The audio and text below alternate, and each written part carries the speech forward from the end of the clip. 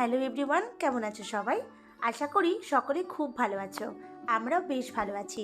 Video স্টার্টিংটা দেখে নিশ্চয়ই বুঝতেই পারছো আজ আমি তোমাদের সাথে কোন ভিডিও শেয়ার করতে এসেছি।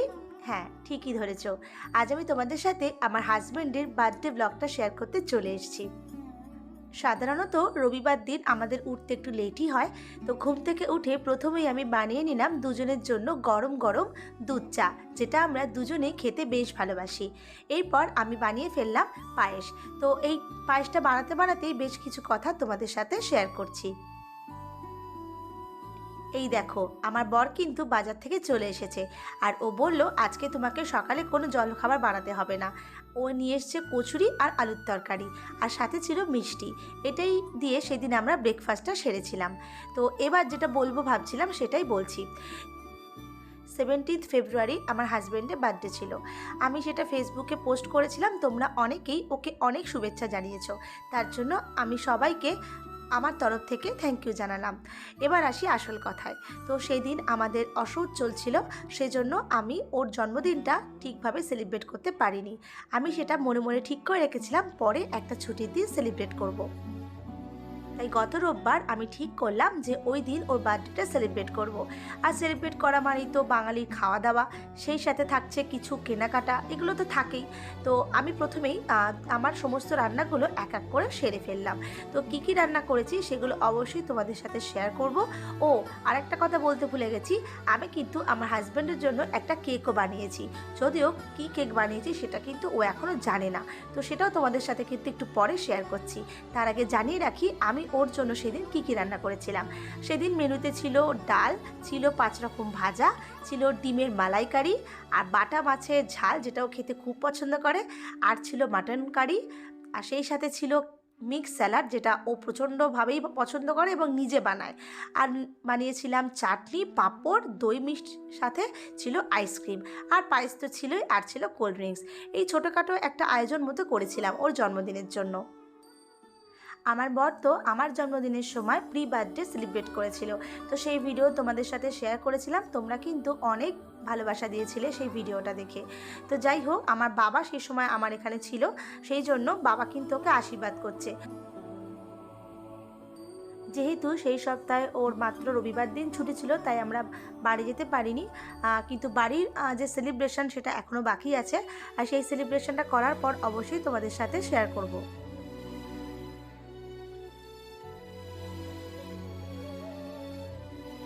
এরপর ছিল ওর সাথে আমার কিছু সুন্দর মুহূর্ত, আর যার কোনো ভয়েস ওভার দিচ্ছি না। হতে পারি রোদ্দুর, হতে পারি বৃষ্টি, হতে পারি রাস্তা তোমারই জন্যে,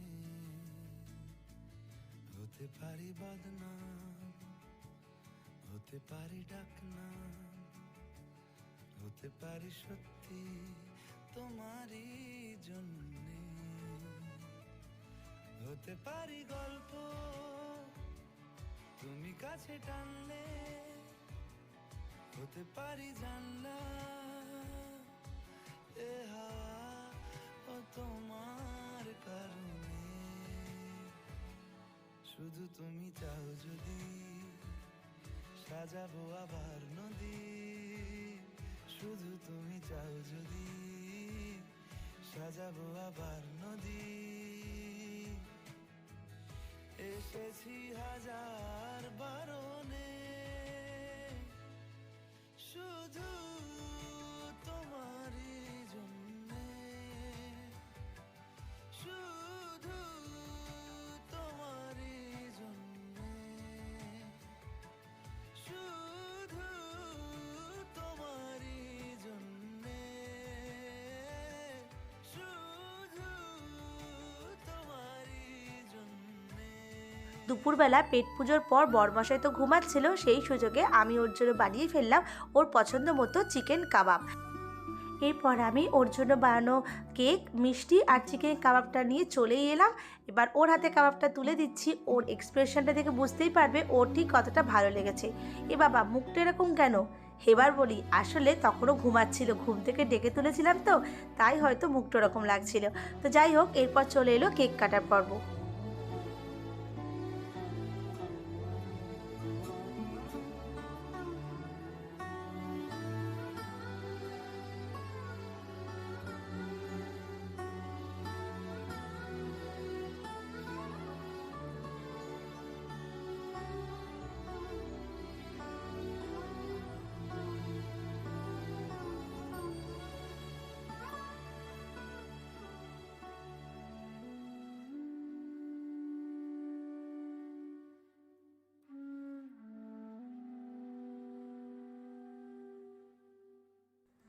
কেক কাটা হয়ে গেলে আমরা চলে এলাম ডায়মন্ড প্লাজাতে।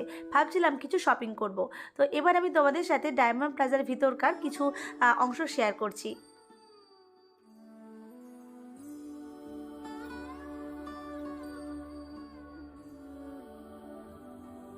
এই ডায়মন্ড প্লাজায় আসতে আমাদের বেশ ভালোই লাগে। আমাদের ফ্ল্যাট থেকে এটা খুব কাছে, আমরা প্রায় সময় এখানে ঘুরতে আসি। অনেক ভিডিও হয়তো তোমরা এখানকার দেখে থাকবে। এই দেখো, আমার বর কিন্তু কনফিউজড হয়ে যাচ্ছে এই দুটো শার্টের মধ্যে ও কোনটা নেবে।